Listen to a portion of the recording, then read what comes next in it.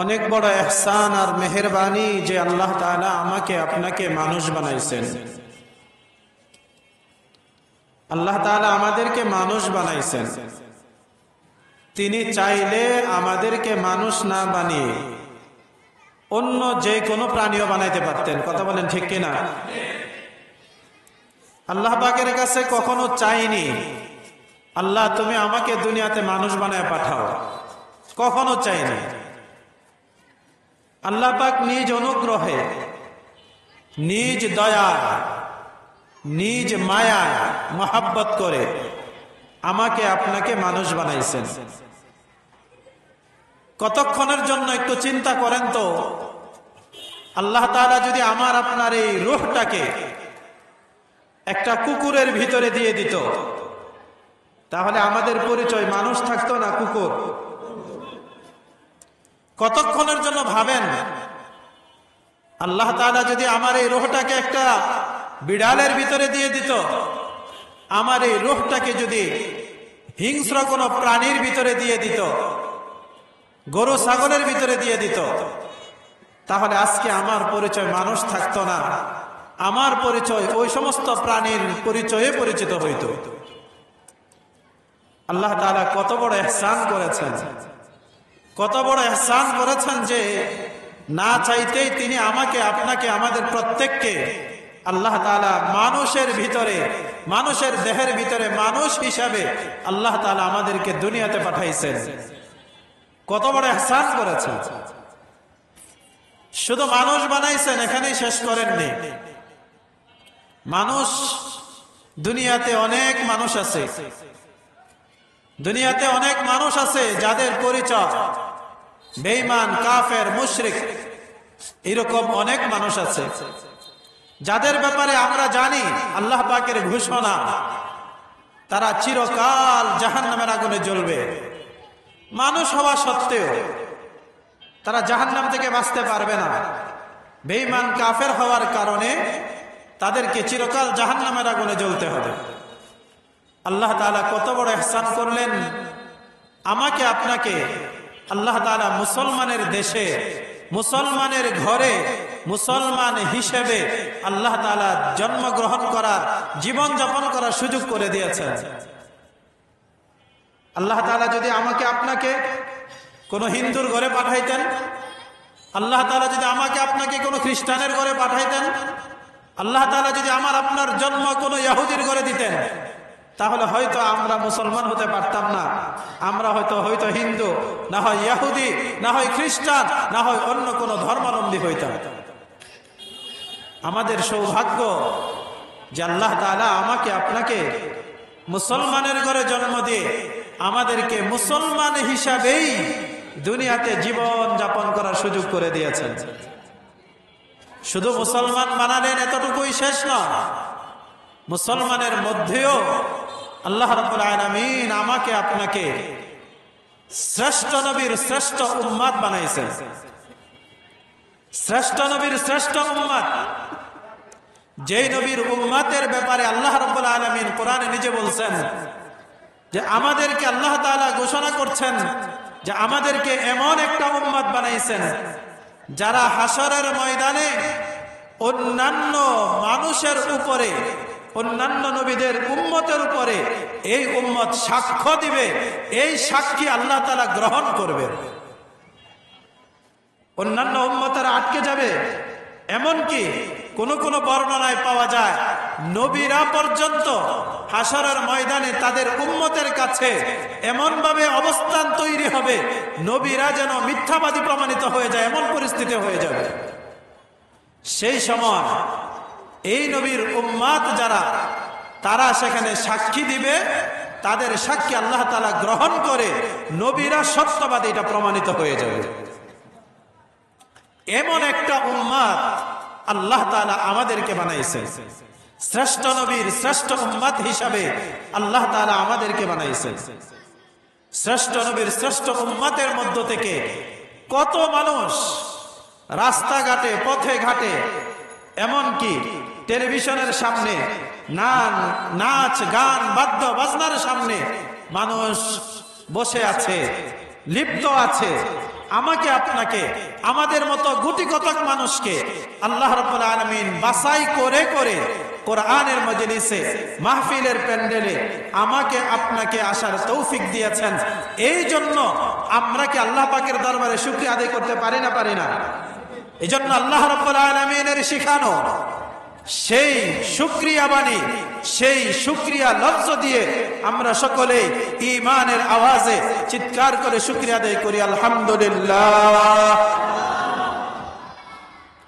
মাহফিলে আসতে পেরে আপনারা খুশি না বেজার?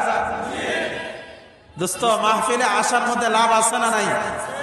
কি পরিমাণ লাভ! আল্লাহ রাব্বুল আলামিন নবী আলাইহিস সালাতু ওয়াস সালামের মাধ্যমে হাদিসে পাকের মধ্যে, বুখারী শরীফের বর্ণনার মধ্যে আসছে, কোথাও যখন আল্লাহ রাব্বুল আলামিনের বড়ত্ব মহত্ব আল্লাহ পাকের জিকির হয়, ফেরেশতারা সেই মজলিসকে তালাশ করতে থাকে। তালাশ করতে করতে করতে করতে যখন কোথাও পেয়ে যায়, যখন দেখে মাঝদার, পশ্চিম মাঝদার প্রাইমারি স্কুলের মাঠে কোরআনের আলোচনা চলতেছে, আল্লাহর বড়ত্ব মহত্ব, এমন আল্লাহর জিকির আলোচনা চলতেছে, তখন ফেরেশতারা সেখানে এসে থেমে যায়। হাদিসের ভাষায় রাসূল আরবি সাল্লাল্লাহু আলাইহি ওয়াসাল্লাম বলছেন, ফেরেশতারা চতুর্দিকে বেষ্টন করে রাখে। ফেরেশতারা আল্লাহ রাব্বুল আলামিনের কাছে যায়, একজনের উপর একজন এরকম সারিবদ্ধ হয়ে আল্লাহ পাকের কাছে যায়। হাদিসের ভাষ্য এটা, ফেরেশতারা আল্লাহ পাকের কাছে যাওয়ার পরে আল্লাহ পাক জিজ্ঞাসা করে, কি ব্যাপার, ঘটনা কি, তোমরা কোথা থেকে আসতেছো? তখন তারা এই জায়গার নাম ধরে ধরে আল্লাহ পাকের কাছে বলতে থাকেন, অথচ আল্লাহ তাআলা তো সবই জানেন। সব জানা সত্ত্বেও তিনি জিজ্ঞাসা করেন, আমার ফেরেশতারা, আমার যে বান্দারা আমার কোরআনের মজলিসে বসে আছে, তারা কি চায়? তারা কি চায়? ফেরেশতারা বলে, তারা চায় আপনার জান্নাত চায়, জাহান্নাম থেকে মুক্তি চায়। ফেরেশতাদেরকে আল্লাহ রাব্বুল আলামিন জিজ্ঞাসা করে, আমার ফেরেশতারা, আমার সেই বান্দারা কি জান্নাত দেখেছে, জাহান্নাম দেখেছে? না, তারা জান্নাতও দেখে নাই, জাহান্নামও দেখে নাই, কিন্তু আপনার নবীর কথা বিশ্বাস করে তারা সেই জান্নাতের জন্য লালায়িত, সেই জাহান্নাম থেকে তারা ভীত, জাহান্নাম থেকে বাঁচতে চায়, জান্নাত লাভ করতে চায়। আল্লাহ রাব্বুল আলামিন, হাদিস অনেক লম্বা হাদিস, আমি বড় করে বলতে চাইতেছি না, ছোট্ট করে বোঝানোর জন্য যেটুকু বলার দরকার সেইটুকুই বলার চেষ্টা করতেছি। সর্বশেষ আল্লাহ রাব্বুল আলামিন ফেরেশতাদেরকে ডাক দিয়ে বলবেন, ও ফেরেশতারা, তোমরা সাক্ষী থাকো, যারা এই মজলিসে বসে আছে আমি তাদের সকলকে মাফ করে দিলাম। সুবহানাল্লাহ। মাহফিলে আসার দ্বারা লাভ আছে না? এক ফেরেশতাকে, আল্লাহ আপনি যাহারে মাফ করে দিছেন, কিছু কিছু আছে দাঁড়িয়ে আছে, হেরা তো মাহফিল শুনতে আসে নাই, হেরা দাঁড়িয়ে রয়েছে, দেখে বক্তার কণ্ঠটা সুন্দর নি, হ্যাঁ বক্তা কি কয় এটা এরা চেক করার জন্য না দাঁড়িয়ে রয়েছে, এরা তো আসলে মাহফিল শুনতে আসে নাই। আল্লাহ রাব্বুল আলামিন বলেন, তারা যদিও মাহফিল শুনতে না আসে, কিন্তু আমার জিকির যারা করে তাদের কাছাকাছি থাকার কারণে আমি তাদেরকেও মাফ করে দিলাম। এজন্য দোস্ত, মাহফিল আসার দ্বারা লাভ আছে না নাই? তো যারা দাঁড়িয়ে রয়েছে এরা কি দাঁড়ায় দাঁড়ায় শুনবো না বসে যাইব? দাঁড়ায় দাঁড়ায় শোনার মধ্যে তো কোনো ফায়দা নাই। ভালো করে বুঝেন, আমাদের দেশে মুরগির বাচ্চা হয়, মুরগির বাচ্চা হয়, মুরগির যখন ডিম পারে তখন মুরগির নিচে 8টা 10টা 12টা ডিম দেওয়া হয়। 8টা 10টা 12টা ডিম দিলে সর্বশেষ দেখা যায় যে সবগুলো বাচ্চা হয় না, কিছু কিছু ডিম নষ্ট হয়ে যায়। কিছু কিছু ডিম কি হয়ে যায়? নষ্ট হয়ে যায়। এই কিছু কিছু ডিম নষ্ট হলো কেন? নষ্ট হওয়ার পিছনে মূল কারণ ছিল, যে সমস্ত ডিমগুলো মুরগির পাখার নিচে ছিল সেই ডিমগুলো বাচ্চা ফুটে, কিন্তু যেগুলো মুরগির পাখার বাহিরে ছিল সেগুলো নষ্ট হয়ে যায়। দোস্ত, এটা তো একটা মজলিস, আল্লাহর রহমতের সামিয়ানার একটা মজলিস। রহমতের সামিয়ানার ভিতরে যারা আসবে তারা আল্লাহ পাকের রহমতের ডানার তলে চলে আসবে, আর যারা সামিয়ানার বাহিরে থাকলো তারা তো রহমতের ডানার বাহিরে থাকলো। এজন্য মাহফিল যেখানেই হবে, মাহফিল তো আর প্রত্যেক দিন হয় না, হঠাৎ হঠাৎ মাঝে মধ্যে মাহফিল হয়। এই মাহফিল গুলোকে অবহেলা না করা, মাহফিল গুলোকে অবহেলা না করা, সেখানে জমে জমে বসে যাওয়া। কিছু কথা কোরআন এবং হাদিস থেকে কিছু কথা আলোচনা হয়, সেইগুলো মনোযোগ দিয়ে শোনা, আমলের নিয়তে শোনা। শুধুমাত্র সুর, কণ্ঠ, কিসসা, কাহিনী এইগুলো উদ্দেশ্য না করে এখান থেকে আমি কিছু নিয়ে যাব, আমি কিছু শিখব, আমি কিছু আমল করব, এই নিয়তে কথাগুলো শোনার চেষ্টা করা। আপনারা হয়তো আমাকে অনেকেই চিনেন, আমি আপনাদের কাছাকাছির এই মানুষ। আলামিন মসজিদে থাকি, আমি আলামিন মসজিদের ইমাম। এই এলাকায় আছি দীর্ঘ সময়, আপনারা আমাকে চিনেন। আমি সুর দিয়ে কথা বলি না, সুর দিয়ে বক্তাদের মতো লম্বা টান দিয়ে সুর দিয়ে ওয়াজ করতে পারে না। আমার কথা এরকমই, এভাবে আমি কথা বলি। তবে চেষ্টা করি কিছু কথা বুঝাইয়া বলার জন্য চেষ্টা করি, কোরআন হাদিস থেকে কিছু কথা বলার চেষ্টা করি। এজন্য যদি মনোযোগ দিয়ে শুনেন, আমলের নিয়তে শুনেন, তাহলে হয়তো আমার আল্লাহ পাকের রহম ও করমে আমি হয়তো কিছু কথা আপনাদেরকে বলতে পারবো। আর যদি আপনাদের মনোযোগ না থাকে, তাহলে হয়তো লম্বা সময় কথা বলা যাবে না, অল্প কিছু কথা বলে হয়তো মাহফিল ছেড়ে দিতে হবে। তা আমি আপনাদের সাথে ইচ্ছা করেছি যে কিছু লম্বা সময় কথা বলবো, যদি আল্লাহ তাআলা আমাকে তৌফিক দান করেন। আল্লাহ তাআলা আপনাদেরকে ধৈর্যের সাথে আমার কথাগুলো আমলের নিয়তে শোনার তৌফিক দান করেন, সকলে বলি আমিন। আমাকেও আল্লাহ রাব্বুল আলামিন সহিভাবে আপনাদের আমার উপকার হয় এমন কিছু কথা আপনাদের সামনে আলোচনা করার তৌফিক দেন, সকলে বলি আমিন। আমি আপনাদের সামনে কোরআনুল কারীম থেকে 2টা আয়াত পড়েছি এবং বুখারী শরীফের কিতাবুল ঈমানের প্রথম হাদিস, সেই হাদিসটা আমি আপনাদের সামনে পড়েছি। আয়াত এবং হাদিসকে সামনে রেখেই কিছু কথা বলার ইচ্ছা করেছি। আল্লাহ তাআলা যেন আমাকে আয়াত এবং হাদিসকে সামনে রেখে আমাদের উপকারী কিছু কথা আমার জবান থেকে বের করে দেন, সেই কথাগুলো আমি এবং আপনাদের সকলকে আমল করার তৌফিক দেন, সকলে বলি আমিন। আমি যে আয়াত পড়েছি, আয়াতের মধ্যে আল্লাহ রাব্বুল আলামিন বলছেন, ইন্নাল্লাযীনা আমানু ওয়া আমিলুস সালিহাত কানাত লাহুম জান্নাতুল ফিরদাউসি নুজুলা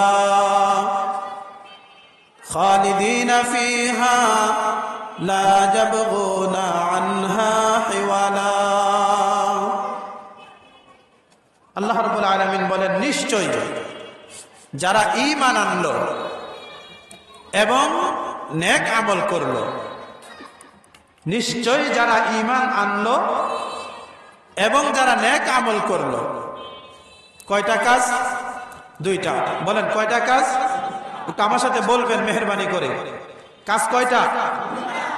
একটা হলো ঈমান আনা, আরেকটা হলো নেক আমল করা। বলেন আরেকটা কি? নেক আমল করা। নেক আমল করা, সৎ আমল করা, ভালো আমল করা। যারা ঈমান আনলো, যারা নেক আমল করলো, যারা ঈমান আনলো, সৎ আমল করলো, যারা ঈমান আনলো, ভালো আমল করলো, আল্লাহ তাআলা এই 2টা কাজের বিনিময়ে আল্লাহ তাআলা ঘোষণা করতেছেন, কানাত লাহুম জান্নাতুল ফিরদাউসি নুজুলা, তাদের জন্য জান্নাতুল ফিরদাউস রয়েছে মেহমানদারি হিসাবে। সুবহানাল্লাহ বলেন। জান্নাতুল ফিরদাউস তাদের জন্য মেহমানদারি। আল্লাহ তাআলা মেহমানদারি করবেন যারা 2 গুণে গুণান্বিত। কয় গুণে গুণান্বিত? 2 গুণে গুণান্বিত যারাই হবে, সে যেই হোক, সে বিত্তশালী হোক, সে ফকির মিসকিন হোক, সে রিকশাওয়ালা ভ্যানওয়ালা হোক, সে গার্মেন্টসের কর্মী হোক, গার্মেন্টসের মালিক হোক, 5 তলা 7 তলা 10 তলাওয়ালা হোক, অথবা পথের ভিখারি হোক না কেন, 2 গুণে গুণান্বিত হলে আল্লাহ তাআলা তাকে জান্নাতুল ফেরদাউস দান করবেন। গুণ কয়টা? 2টা। গুণ হলো 2টা। এই 2টা গুণে গুণান্বিত হওয়া আমার আপনার দরকার আছে না নাই? আমরা জান্নাত চাই না চাই না? কারা কারা চাই একটু হাত দেখাই তো। আলহামদুলিল্লাহ। আল্লাহ তুমি আমাদেরকে কবুল করো, জান্নাতুল ফেরদাউসের অধিকারী বানায়া দাও, ঈমানদার হওয়ার তৌফিক দান করো। নেক আমল করার তৌফিক দান করো। আমাদের সকলকে একসাথে জান্নাতুল ফেরদাউসে আমাদেরকে থাকার তৌফিক দান করো। হাত নামান। তাহলে এই জান্নাতুল ফেরদাউসে যাওয়ার জন্য গুণ কয়টা লাগবে? 2টা গুণ লাগবে। সহজ করে বলতেছি যেন মনে রাখা সহজ হয়। ছোট্ট করে মনে রাখার বিষয় হলো, একটা হলো ঈমান আনা, একটা কি? আরেকটা কি? নেক আমল করা, আরেকটা কি? এখন 1 নাম্বার সম্পর্কে কিছু কথা বলি। ঈমান আনা, ঈমান এটা অনেক বড় দৌলত। ঈমান এটা অনেক দামি জিনিস। ঈমান কি জিনিস? অনেক দামি জিনিস। এখন ঈমানের পরিচয় দেওয়া লাগবে। আমরা তো সকলেই জানি, আমরা এখানে যারা বসে আছে আমরা সবাই ঈমানদার। কথা বলেন ঠিক কিনা? আস্তে করা হয়েছে, মানে সন্দেহ আছে মনে হইতেছে। সবাই বলেন, আমরা এখানে যারা আছে আমরা কি?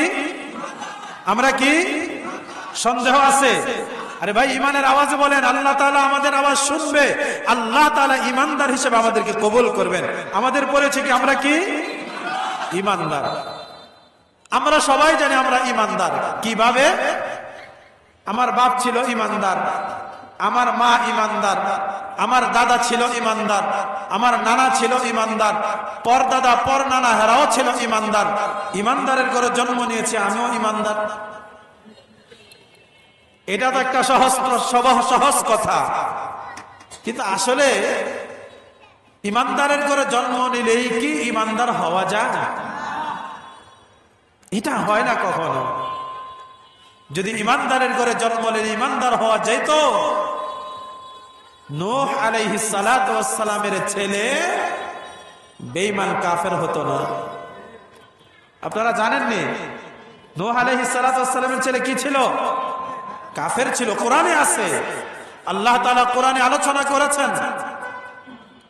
নূহ আলাইহিস সালাতু ওয়াস সালাম যখন কিস্তির মধ্যে তার উম্মতের সবাইকে নিয়ে কিস্তির মধ্যে উঠে গেল, তার একটা ছেলে, সে বেঈমান ছিল, কাফের ছিল, সে উঠে নাই।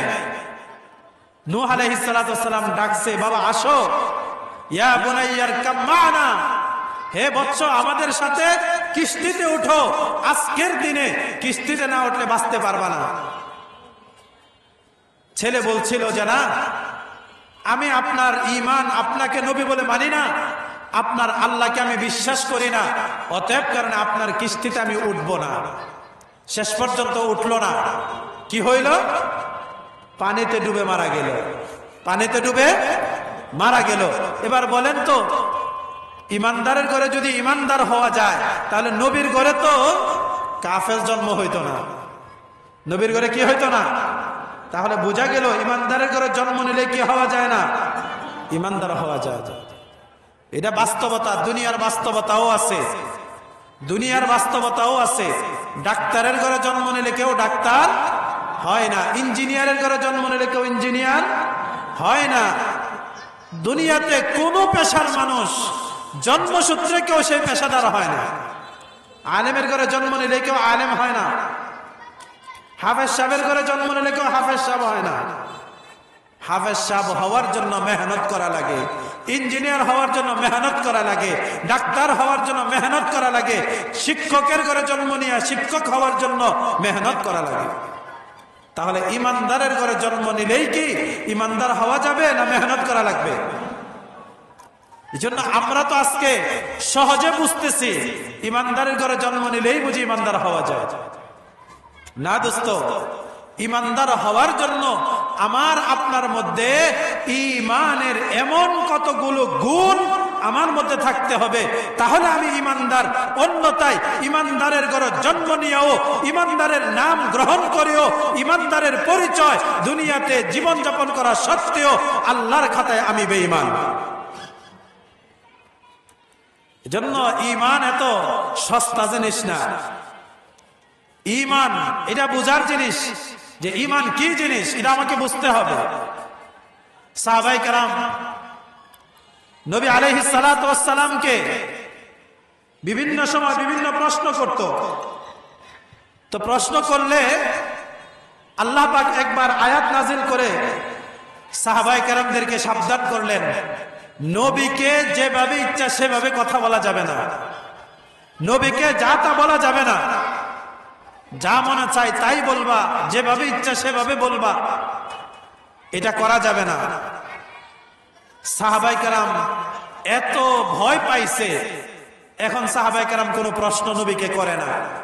প্রয়োজন, জিজ্ঞাসা করার প্রয়োজন, তারপরেও সাহাবায়ে কেরাম নবীকে প্রশ্ন করে না। কারণ আল্লাহ রাব্বুল আলামিন বলছেন, তোমাদের আমল বরবাদ হয়ে যাবে, তোমরা টেরও পাইবা না।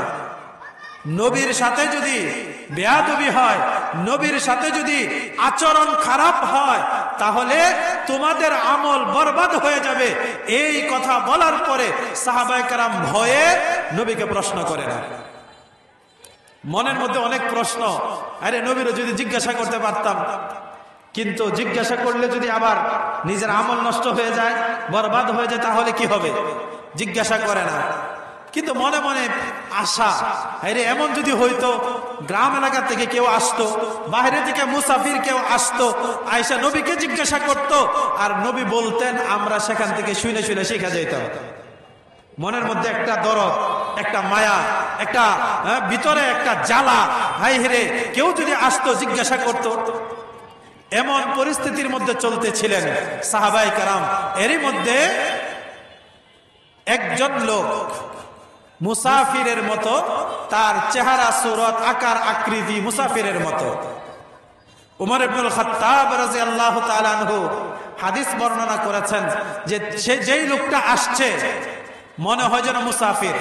অনেক দূর থেকে সফর করে আসলে যেমন হয়, চুলগুলো এলোমেলো, দাড়িগুলো এলোমেলো, জামাও ময়লা, দেখতেও মনে হয় ক্লান্ত। এমন একটা লোক আসছে, আমরা এই লোকটারে কেউ চিনি না।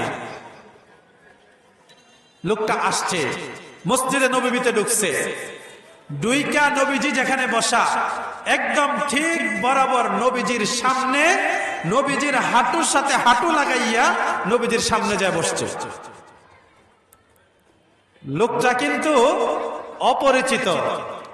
উমর বলেন, আমরা তাকে চিনি না, কখনো দেখিনি, লোকটা অপরিচিত, কিন্তু লোকটা এসে নবীজির সামনে বসছে এমন ভাবে যে নবীজির হাঁটুর সাথে হাঁটু লাগাইয়া।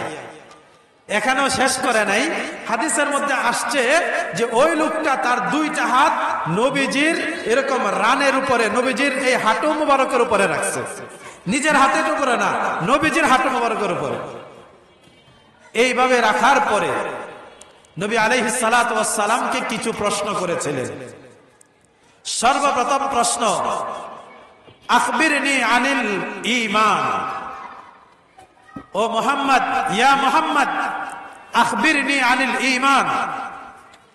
জিজ্ঞাসা করতেছে, হে মুহাম্মদ, নবীজিকে নাম ধরে ডাকতেছে। সাহাবায়ে কেরাম তো আশ্চর্য, কিরে আমরা তো নবীকে কখনো নাম ধরে ডাকি না, কিন্তু এই লোকটা কোথা থেকে আসলো, এসে নবীকে নাম ধরে ডাকতেছে। আমরা আরো কৌতূহলী হলাম, আরো আগ্রহশীল হলাম যে না, তাহলে শুনতে হবে লোকটা কি বলে। আমরা সবাই খুব মনোযোগ, ওই লোকটার কথা শোনার জন্য আমরা মনোযোগী হইলাম। ওই লোকটা নবী আলাইহিস সালাতু ওয়াস সালামকে ডাক দিয়ে জিজ্ঞাসা করলো, আখবিরনি আনিল ঈমান। হে মুহাম্মদ, ঈমান কাকে বলে আমাকে বলেন। ঈমান কি জিনিস? দোস্ত, ঈমান কি জিনিস এটা আজকে আমাদেরও জানার দরকার। আমরা তো ইমানদারের ঘরের ইমানদার, কিন্তু আসলে ঈমান কাকে বলে এটাও তো জানতে হবে। ঈমান কি জিনিস? ওই লোকটা নবীজিকে জিজ্ঞাসা করলো। নবী আলাইহিস সালাতু ওয়াস সালাম জবাব দিলেন, আন তুমিনা বিল্লাহি ওয়া মালাইকাতিহি ওয়া কুতুবিহি ওয়া রুসুলিহি ওয়াল ইয়াউমিল আখিরি ওয়াল কদরি খাইরিহি ওয়া শাররিহি মিনাল্লাহি তাআলা। নবী আলাইহিস সালাতু ওয়াস সালাম জবাব দিলেন, হে আগন্তুক শোনো, ঈমান হলো আল্লাহকে বিশ্বাস করা। ঈমান হলো আল্লাহকে বিশ্বাস করা। আল্লাহ তাআলা একক, তার কোনো শরীক নেই। আল্লাহ তাআলা হলেন একক, তিনি একজন, তার কোনো শরীক নাই, লা শারীকা লাহ, এই আল্লাহ পাকের উপরে বিশ্বাস করা, এটা হলো ঈমান। ওয়া মালাইকাতিহি, আল্লাহর যে ফেরেশতা আছে তাদেরকে বিশ্বাস করা, আল্লাহ রাব্বুল আলামিনের অসংখ্য ফেরেশতা আছে তাদেরকে বিশ্বাস করা। ওয়া কুতুবিহি, আল্লাহ তাআলা আসমান থেকে কিতাব নাজিল করেছেন, ওই কিতাবগুলোকে বিশ্বাস করা। ওয়া রাসূলিহি, আল্লাহ রাব্বুল আলামিন যে সমস্ত রাসূলদেরকে দুনিয়াতে পাঠাইছেন সেই রাসূলদেরকেও বিশ্বাস করা। ওয়াল ইয়াউমিল আখির, পরকালকে বিশ্বাস করা। ওয়াল কদরি খাইরিহি ওয়া শাররিহি মিনাল্লাহি তাআলা, আল্লাহ তাআলার পক্ষ থেকে তাকদীরের ভালো মন্দ এটাকেও বিশ্বাস করা। ওয়াল বাসি বাদাল মাউত, মৃত্যুর পরে আবার পুনরুত্থান হবে, পুনরায় জীবিত করা হবে, এই কথার উপরে বিশ্বাস করার নাম হলো ঈমান। ঈমান কাকে বলে? এই ব্যাপারে আল্লাহর রাসূল সংক্ষিপ্ত আকারে যেই কথাগুলো বললেন, প্রত্যেকটা কথা আমাদেরকে বিশ্বাস করতে হবে, প্রত্যেকটা কথা। দোস্ত, আমরা যদি অমনোযোগী হই তাহলে তো কথা বলে মজা নাই। আপনারা অনেকে এদিক ওদিক তাকাইতেছেন।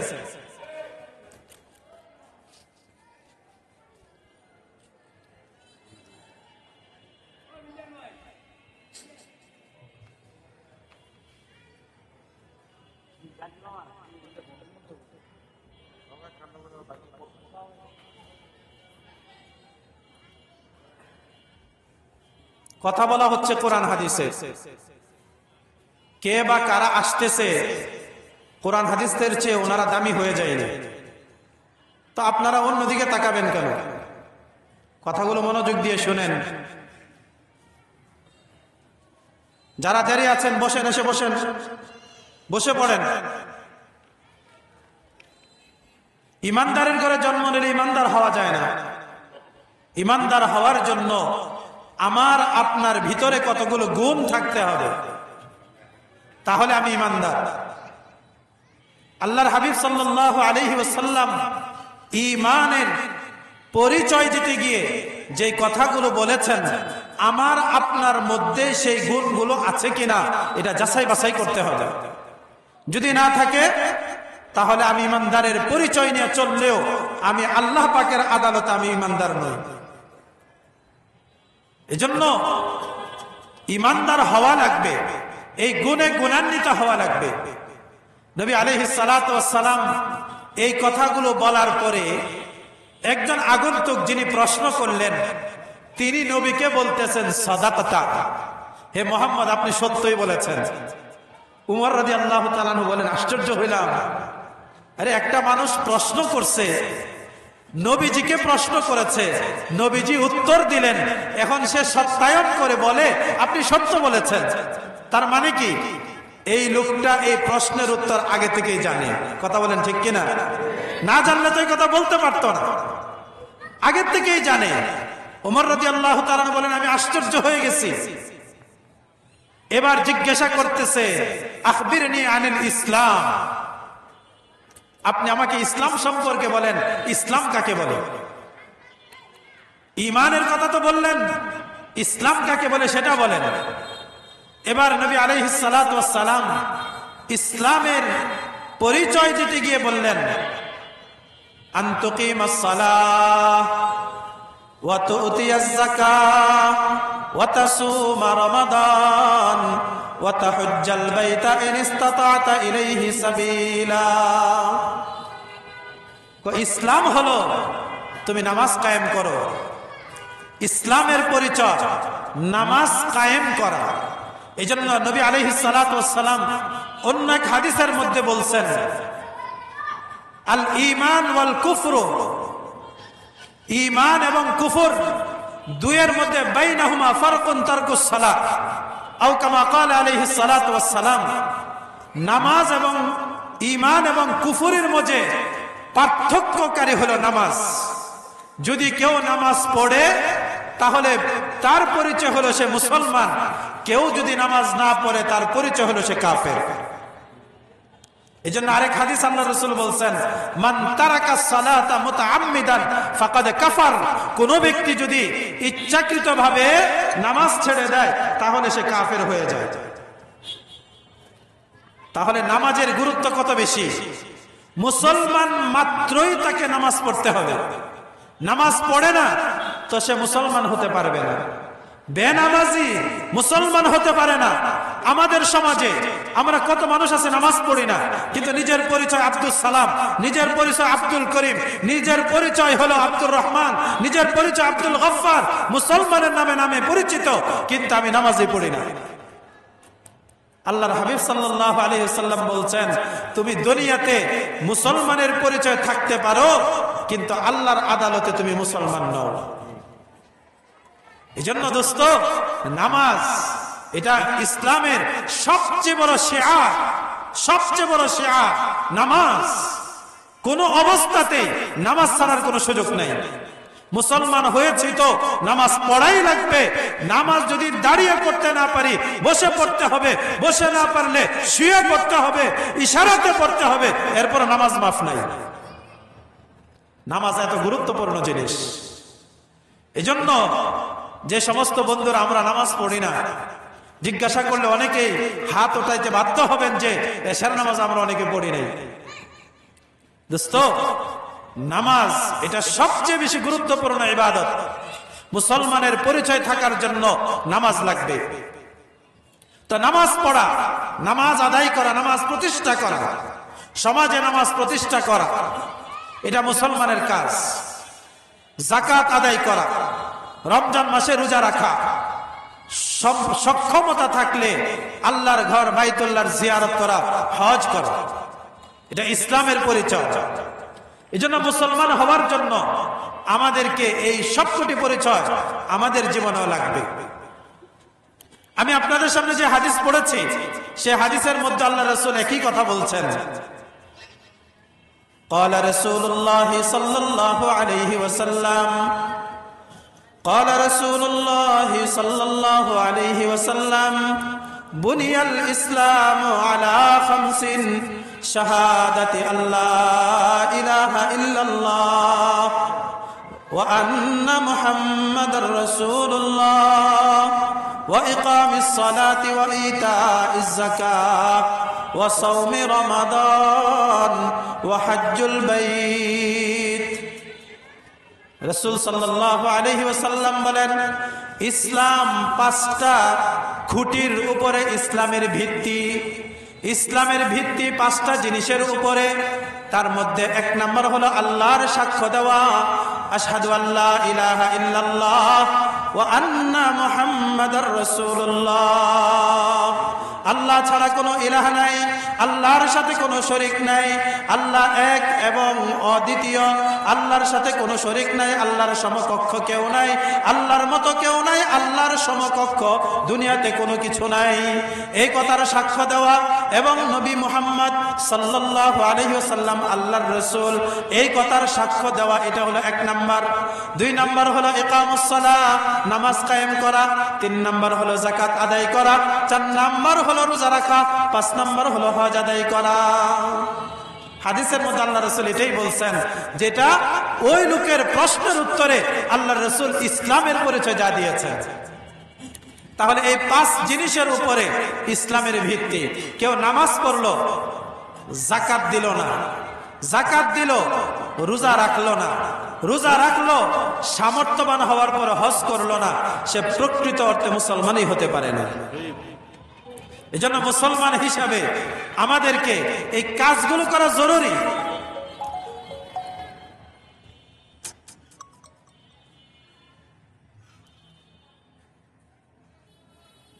মাহফিলে আলোচনা করতেছি, আপনি শুনেন নাই?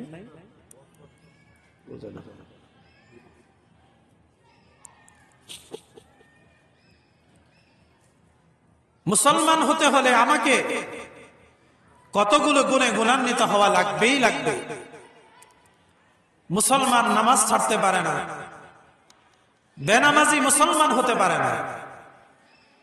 তো মুসলমান আমরা জন্মসূত্রে মুসলমান হলে চলবে না, মুসলমান হওয়ার জন্য কিছু কাজ করা লাগবে। কথা বলেন ঠিক কিনা? কিছু কাজ করা লাগবে। তো আল্লাহ রাব্বুল আলামিন আমাকে আপনাকে জান্নাতুল ফেরদাউসের মালিকানা দিতে চান। কয়টা গুণে জানি? 2টা গুণ। 1 নাম্বার কি ছিল? ঈমান। তো ঈমানের কথা বলতেছিলাম। ওই মুসাফির নবী আলাইহিস সালাতু ওয়াস সালামকে ঈমান সম্পর্কে জিজ্ঞাসা করলেন।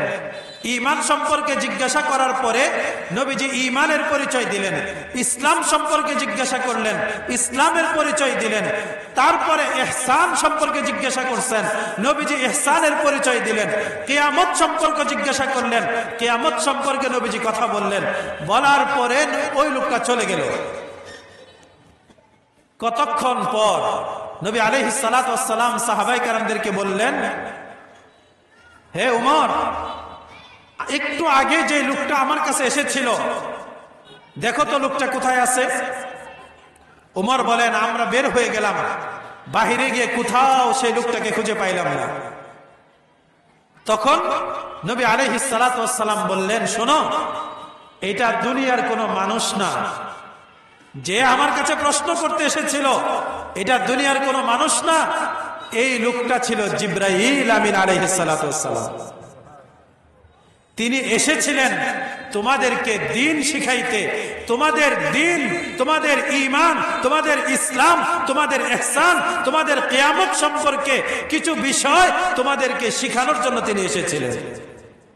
তো জিবরাইল আমিন আলাইহিস সালাতু ওয়াস সালাম আমাদেরকে এসে ঈমান শিখাইছেন। কি শিখাইছেন বলেন? ঈমান।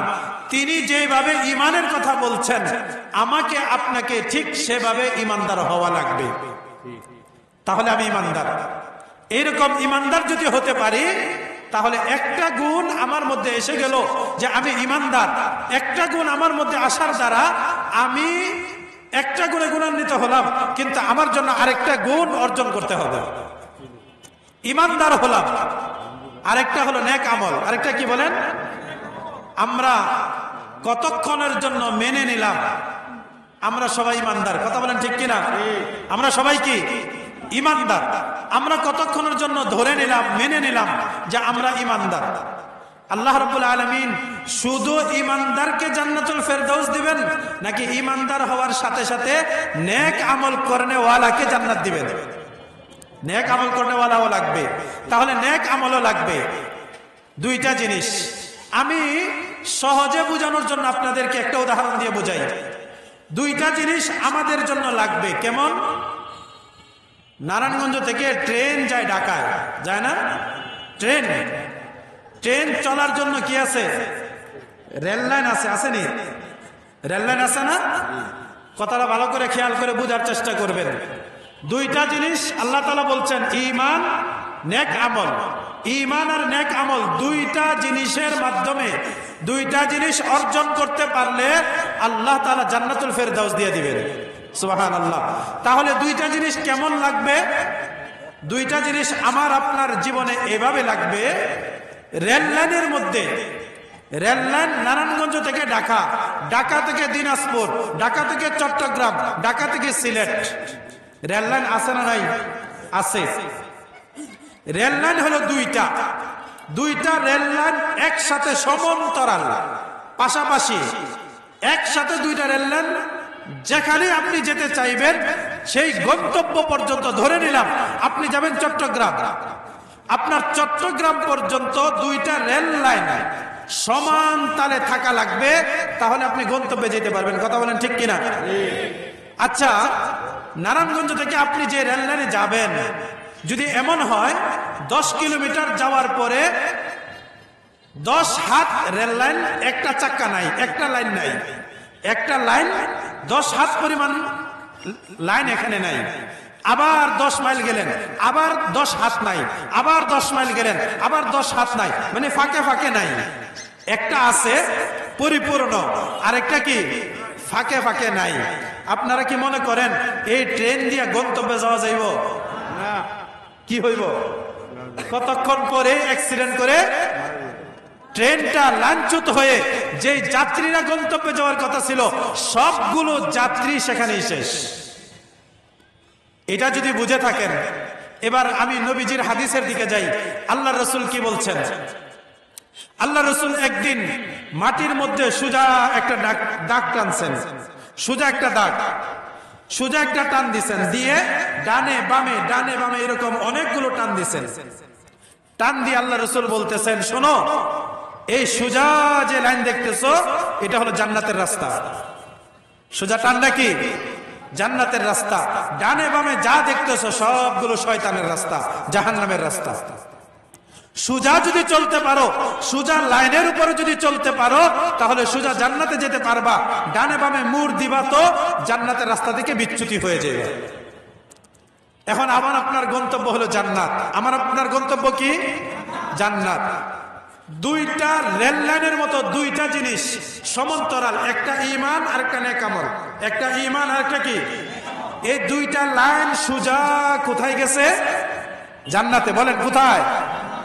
আরে ভাই, কোরআনে আল্লাহ তাআলা বলছেন, আমি যে আয়াত আপনাদেরকে শোনাইছি আল্লাহ তাআলা স্পষ্ট ভাষায় বলছেন, ইন্নাল্লাযীনা আমানু ওয়া আমিলুস সালিহাত কানাত লাহুম জান্নাতুল ফিরদাউসি নুজুলা। নিশ্চয় যারা ঈমান আনলো এবং যারা নেক আমল করলো, নেক ঈমান আনা একটা লাইন, নেক আমল করা আরেকটা লাইন। ঈমান আনা একটা লাইন, নেক আমল করা আরেকটা লাইন। এই দুই লাইনের উপরে যারা তাদের জীবন শেষ করবে, জীবন শেষ হতে দেরি হবে, তার গন্তব্য সে জান্নাতে ঢুকতে দেরি হবে না।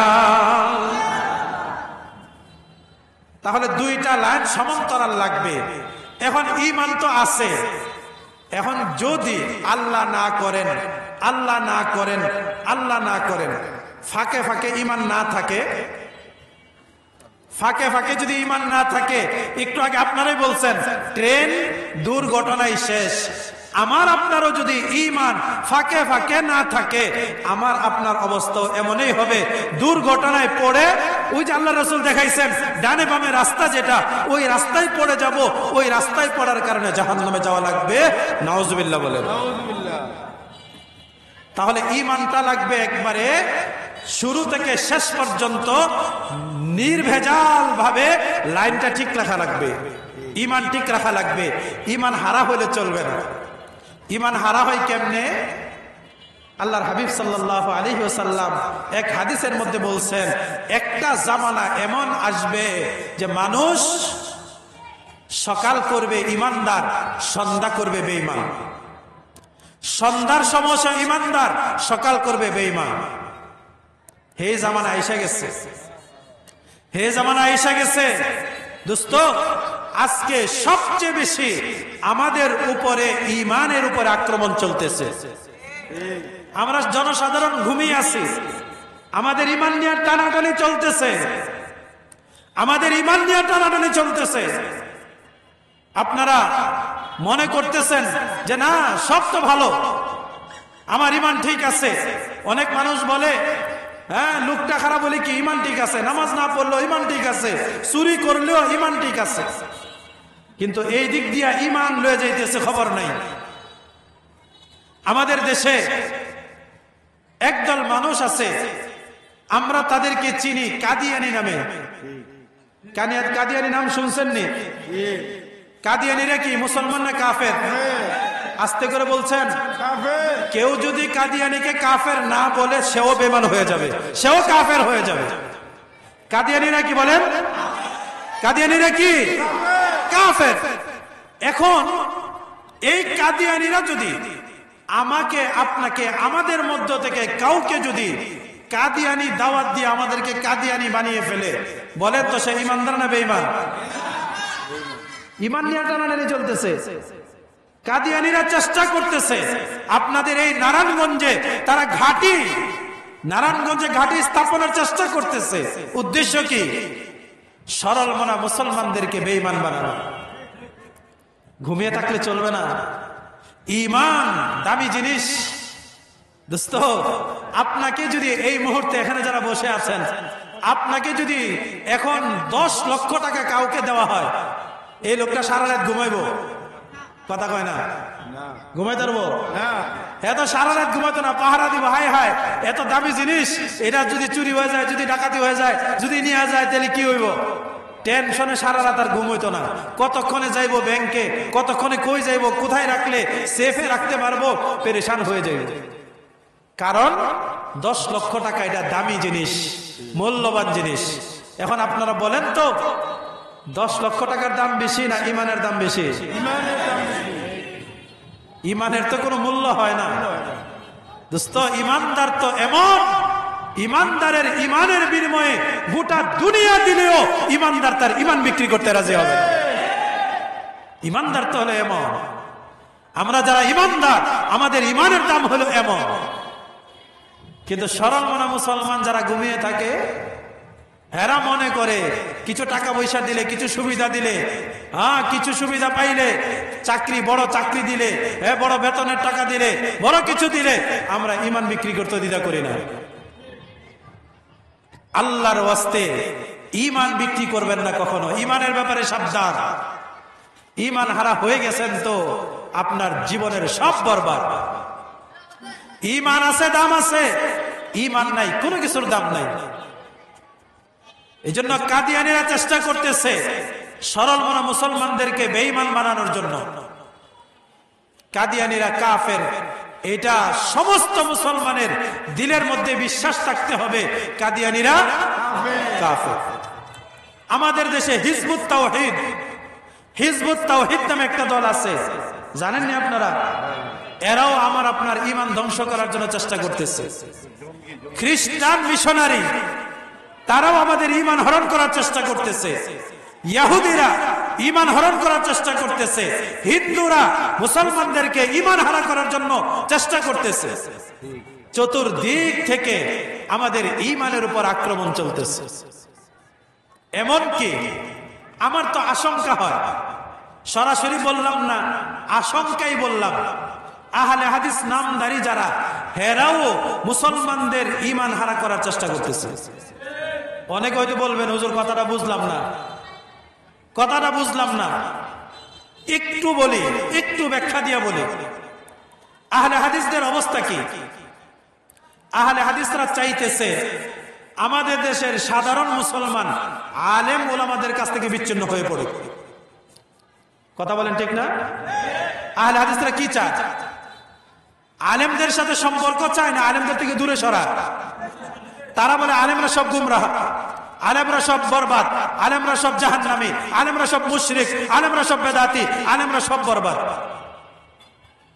আপনারা বলেন তো, আলেম ওলামা যদি আমাদের দেশে, আলেম ওলামা যদি সব বরবাদ হয়ে যায়, জনসাধারণ আলেম ওলামাদের থেকে যদি বিচ্ছিন্ন হয়ে যায়, জনসাধারণের ইমানের পাহারা দিবে কে? এটা সহজে বুঝবেন না, বুঝবেন সময় হারাইলে বুঝবেন। আলেমদের কাছ থেকে যদি জনসাধারণ বিচ্ছিন্ন হয়, আলেমদের কথা শুনে না, এমন অনেক যুবকেরা আছে যারা আহলে হাদিস হওয়ার পরে ইমাম সাহেবকে আর মূল্যায়ন করে না, ইমাম সাহেবকে চিনে না, ইমাম সাহেবকে তার ভক্তি আসে না, বলে ইমাম সাহেবরা সব বরবাদ। এই ছেলেটা কি বুঝে? সে যদি আলেমদের কাছ থেকে দূরে সরে থাকে, এক পর্যায়ে সে না হোক, একটা পর্যায়ে দেখা যাবে তার ভিতরে এমন কিছু কুফুরি, এমন কিছু বেঈমানি তার ভিতরে ঢুকা দিবে, সে বুঝতেও পারবে না। আলেমরা থাকলে তো ধরবে, তুমি যে কাজটা করতেছো এটা তো বেঈমানের কাজ, এটা তো ইমান হারা, ইমান বিধ্বংসী কাজ। কিন্তু আলেমদের কাছ থেকে বিচ্ছিন্ন হয়ে গেলে তখন তাদের ইমানের পাহারা আর কেউ দিবে না, একটা পর্যায়ে তাদেরকে বেঈমান করা সহজ হবে। এই জন্য আমি আশঙ্কার কথা বলছি, সরাসরি বললাম না। আশঙ্কা হয় আহলে হাদিস নামধারী যারা, তারাও সরল মনা মুসলমানদেরকে বেঈমান বানানোর পায়তারা করতেছে। এই জন্য এটাকে খুব ভালো নজরে দেখার সুযোগ নাই। মাযহাবকে কেউ যদি কটাক্ষ করে, অস্বীকার করে, তাহলে গোটা 1400 বছরের মুসলমানদের মুসলমানিত্ব ধ্বংস করে ফেলা হয়। আহলে হাদিস তারা আসছে মাত্র 200 বছর হয়েছে, মাযহাব চলতেছে কত বছর? 1200-1300 বছর যাবত দুনিয়াতে মাযহাব চলতেছে। 1200-1300 বছর মাযহাবের উপর চলে মুসলমান আলেম ওলামা, এরা কি সব মুশরিক হয়ে গেছে?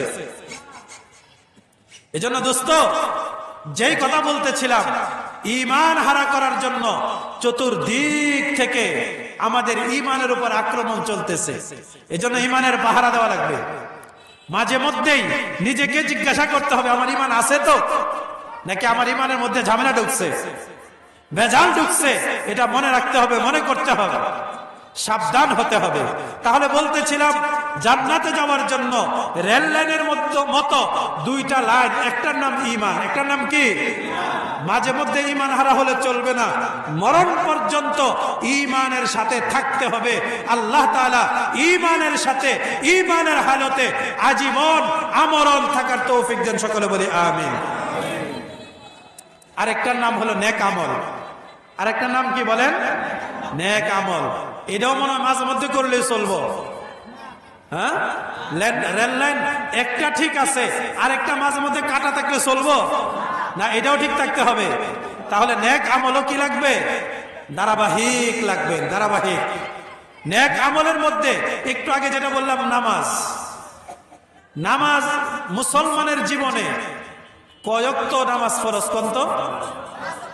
এ তো দৈনিক ফরজ। সারা জীবনে কয়ক্ত কেউ বলতে পারবেন? এটা বলার তো সুযোগ নাই, কারণ যতদিন বেঁচে থাকবে ততদিনে তার দৈনিক 5 ওয়াক্ত পড়তে হবে। কথা বলেন ঠিক কিনা? যতদিন বেঁচে থাকবে ততদিন দৈনিক কয়ক্ত? 5 ওয়াক্ত নামাজ পড়তে হবে তাকে।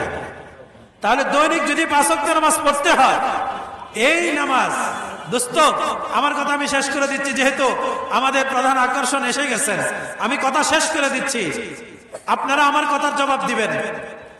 দৈনিক যদি 5 ওয়াক্ত নামাজ হয়, আর এটা যদি গোটা জীবন ভর 5 ওয়াক্ত নামাজ পড়তে হয়, তাহলে মাঝে মধ্যে যারা নামাজকে ছেড়ে দেয়, মাঝে মধ্যে যারা নামাজ ছেড়ে দেয়, এরা কি নেক আমল ধারাবাহিক ভাবে করলো, না মাঝে মধ্যে লাইন কাটা দিল?